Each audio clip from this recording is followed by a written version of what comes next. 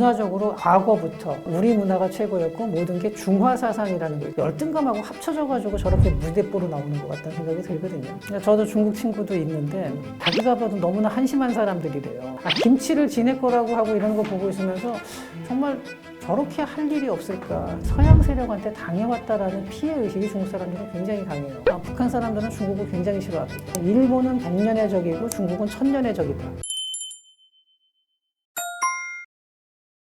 상당히 복합적이에요. 중국인을 겪으면서 중국인들의 약간 어떤 무례함이나 이런 것 때문에 싫다라고 답하는 사람들도 있고, 근데 그거는 약간은 소득이 낮은 거랑도 좀 관련이 돼요. 그러니까 소득이 낮은 나라 사람들이 해외에 나가면 좀 민폐 끼치는 경우가 많은데, 중국인들은 그게 다른 나라보다 심한 게 일단 숫자가 많고 눈에 잘 띄고, 그 다음에 또 하나는 우리나라는 예전에 가난할 때 외국 나가면 되게 조심했잖아요. 겁먹고. 근데 중국 사람들은 자신감이 너무나 큽니다. 이 문화적 자신감, 자부심이 너무 커서 다른 데 가서도 좀 자기식으로 무대뽀를 하는 것도 있습니다. 이게 이제 중국의 외교에도 영향을 주는 거예요. 왜 흔히 말하는 제국주의라는 말을 쓰잖아요. 어떻게 보면 제국주의도 발전을 해요. 이제는 세계 최강대국이라는 미국도 꼭 요즘뿐만이 아니라 이미 뭐 상당히 오래전부터도 그 나라하고의 협력을 할 때 다른 나라에 그러니까 일방적인 피해를 주는 경우는 사실 흔치는 않았습니다. 물론 뭐 에너지 문제로 뭐 이라크하고 전쟁할 때 이런 거는 조금 예외적인 수가 있었는데, 상당히 정세가 바뀌어 왔고 다른 나라들도 대부분 이제 그런 식으로 서서히 좀 바뀌는데,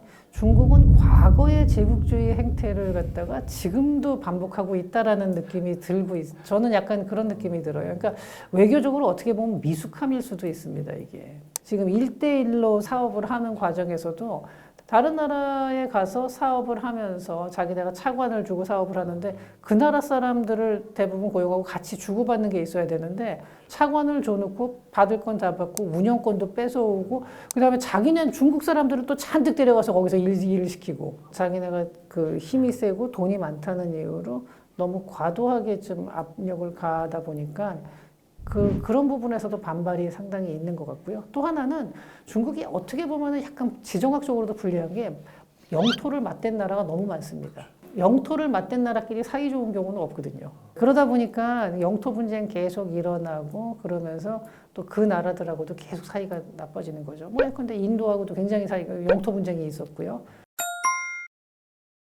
중국 사람은 굉장히 다양합니다. 저도 중국 친구도 있는데 지금 한국에 와 있어요, 그 친구는. 근데 얘기를 한번 물어봤어요. 그런 거에 대해서 어떠냐니까 그 친구가 그러는 거예요. 자기가 봐도 너무나 한심한 사람들이래요. 물론 그 층이 뭐 어쩌다 한두 명은 아니고 그래도 어느 정도 그룹은 돼 있지만 절대로 그게 다수는 아니다. 자기네가 20세기 이후로 늘 서양 세력한테 당해왔다라는 피해의식이 중국 사람들은 굉장히 강해요. 아편전쟁 이후부터 시작해서. 그게 워낙 강하다 보니까 지금도 서양 그 문화, 이 미국이라는 나라를 자기네가 넘어서야 되고, 이러려면은 전 세계에서 우리가 경제력은 미국보다는 안 되지만 문화적으로 과거부터 모든 거를 우리 문화가 최고였고 모든 게 중화사상이라는 거죠. 이거 하나로다가 자기네 자존심을 세우려는 사람, 그런 그룹들이 있다는 거죠. 우리나라에서도 국뽕 얼마나 많습니까? 근데 그렇다고 해서 그게 우리나라 사람 전체가 다 그런 건 아니거든요. 거기에 대해서 우리가 구태여 하나하나 그걸 대응할 필요도 없고, 그런 거에 하는 순간에 말려 들어간다고 보거든요. 그런 거는 우리가 대응을 하는 순간에 걔네들은 몸집이 더 커집니다. 그러니까 과거는 과거일 뿐이고 지금 현재가 중요하다라고 생각을 하는 사람들도 약간의 그 중국의 자부심은 가지고 있는 것 같아요. 자기네가 과거에 어땠고 뭐 옛날에 지배했었다. 문화적인 자부심을 적당히 갖는 건 좋지만 이게 넘어서면은 문제가 되는 건데, 저는 오히려 차라리 지금 중국이 경제적으로도 아주 잘 살고 미국을 이미 능가한 상태라면은 덜 할 것 같아요. 오히려 지금보다. 조금 하더라도 조금 더 세련되게 그렇게 너무나 상대방을 자극하지 않고 좀 조심스럽게 할 가능성도 있는데, 지금은 저는 그 열등감하고 합쳐져가지고 저렇게 무대뽀로 나오는 것 같다는 생각이 들거든요. 김치를 지낼 거라고 하고 이런 거 보고 있으면서 정말 저렇게 할 일이 없을까? 저 에너지를 생산적인 데 써야지 왜 저렇게 낭비를 하고 있나 하는 좀 안타깝다는 생각도 듭니다. 북한하고 중국이 친하고 우방인 거는 맞지만, 북한 사람들이 와서 얘기하는 거, 그다음 우리나라 외교부에서도 파악하고 있기로는 북한 사람들은 중국을 굉장히 싫어합니다. 무슨 말이 있냐면 일본은 100년의 적이고 중국은 1000년의 적이다. 국제 정세에서 중국하고 러시아가 제일 큰 이제 힘이 되는 거는 맞지만, 그리고 좀 경제적인 지원도 북한한테 해주고 있죠. 근데 그걸 가지고서 자기네들을 얼마나 핍박하냐 이거예요. 필요하니까 손은 잡고 가되 이 사람들을 갖다가 정말로 마음속으로 좋아하지는 않는 거죠. 근데 중국 입장에서는 굉장히 그 기분이 안 좋을 수가 있는 문제고 또 실제로 그것 때문에 서로 간에 좀 그 날선 반응들이 있었던 걸로 알려지긴 합니다. 근데 그렇다 하더라도 이것 때문에 뭐 완전히 중국과의 관계가 악화되고 그럴 건 아니라 상황이 바뀌면 또다시 중국하고 또 같이 손을 잡을 수밖에 없고. 근데 북한 입장에서는 지금 상태에서 중국보다 지금은 러시아가 자기네들한테 해줄 수 있는 게 더 많다라고 느꼈던 것 같고요. 외교에서 의리 따지는 것만큼 멍청한 건 없습니다. 절대. 무조건 이거는 실리로 가야 되는 거거든요. 근데 다만 상대방을 갖다가 지나치게 감정적으로 자극한다든지 하지 않게 뭐 다자간 협상을 통해서 한다든지 뭐 여러 가지 그걸 좀 세련되게 하는 정도가 외교력인 거고요. 근본적으로는 우리가 남들한테 뭔가 매력적으로 줄 수 있는 거를 가지고 있어야 되는 거죠. 예. 일단은 그 사람들의 일상생활에서 가장 중요한 건 먹고 사는 거거든요. 근데 만약에 중국 자본이 들어와서 중국 기업의 사람들이 이제 취업을 하고 그다음에 중국에서 주는 돈을 받고 북한 정부가 아무것도 안 해도 나는 중국만 있으면은 살 수 있어. 먹고 살 길이 생겨. 이렇게 되면요. 이거는 체제가 유지가 안 되죠. 지금 우리나라야 뭐 그렇게 된다 그래도 사람이 뭐 그 사람이 그래서 뭐 중국으로 이민을 갈 수도 있고 여러 가지가 있겠지만 그렇다고 해서 사회가 뭐 완전히 그냥 뭐 무너지면서 쿠데타가 나고 이런 건 아니거든요. 근데 북한은 그럴 위험도 있는 사회거든요. 그러니까 사람들의 목숨줄을 지금 틀어주고 있는 정말 전 세계에 몇 안 되는 나라 중에 하나거든요. 근데 여기다가 중국이 저 빨대를 꽂아가지고 영양분을 넣어주면서 사람이 그쪽으로다가 마음이 돌아간다 그러면은 이건 사회가 굉장히 큰 그 붕괴 위험이 되는 거거든요. 그러니까 중국 자본이 크게 들어오는 거에 대한 염려가 굉장히 큰 거죠.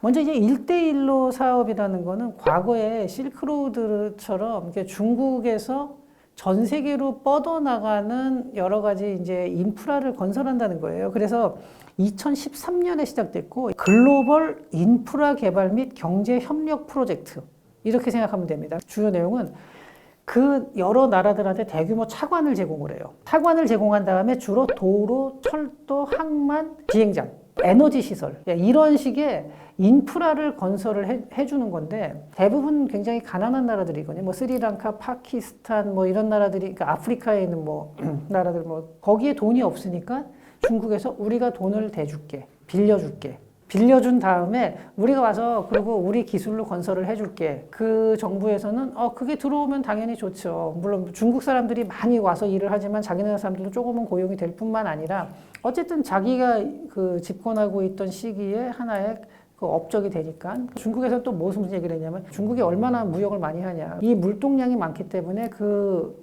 항구나 이런 것들이 굉장히 운영이 잘 될 거다. 그리고 이 중국의 이 무역망 안에 들어오고 싶어 하는 나라들이 많기 때문에 그 나라 배들도 다 글로 들어갈 거 아니냐. 막상 그거 짓고 났더니 그게 안 되는 거예요. 그렇게. 빚만 생기고 수익은 거의 없고. 그러다 보니까 나중에는 뭐 스리랑카에 한반토타라는 항구가 있는데 이것도 중국이 1대1로 사업에서 지어줬는데 이게 사실은 수익성이 없는 거였거든요. 그래가지고 그 빚을 못 갚으니까 이걸 갖다가 이제 운영권을 장기적으로 그냥 압류를 해버렸어요. 파키스탄의 과다르 항구라든지 라오스의 고속철도 같은 사업들도 완전히 실패한 사업이에요. 수익성이 전혀 없다시피 해요. 전혀라는 건 아니겠지만 정말 수익성이 굉장히 낮아요. 그러니까 그 나라 사람들이 나중에 가서 야 이거 완전 중국한테 뒤통수 맞은 거 아니야? 이렇게 되는 거죠. 그러면은 그렇게 많이 뜯어먹어서 이익을 많이 받냐? 그렇지가 않아요.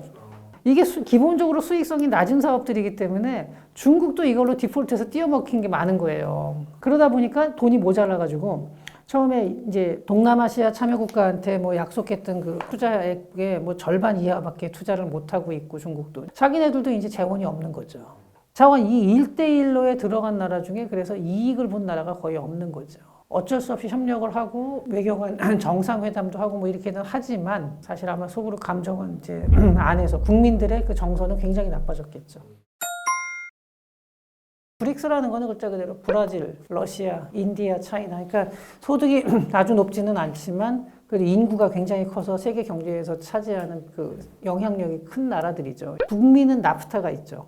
남미는 남미 공동시장 그래가지고 거기에 머커서라는 그 남미 공동체가 있어요. 근데 여기서 브라질이 리더예요. 제 경제 규모도 크고 대장 노릇을 하는데 이게 1대1로에 들어가는 순간 중국의 종속이 된다거든.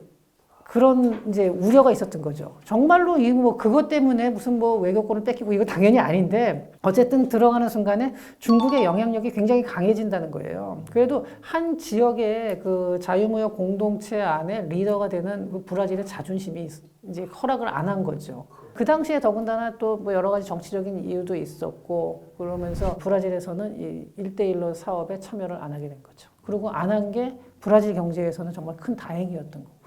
아무래도 당장 차관을 주겠다라는 게 굉장히 큰 매력이죠. 그래서 자기네가 정말 필요한 인프라를 개발한다 그러면은 그거는 장기적으로 굉장히 큰 도움이 될 수도 있어요. 근데 아까 얘기한 여러 나라들, 뭐 스리랑카, 파키스탄, 뭐 라오스 이런 나라들은 수익성이 없는 프로젝트에다가 과도하게 투자했다는 게 문제가 된 거였거든요.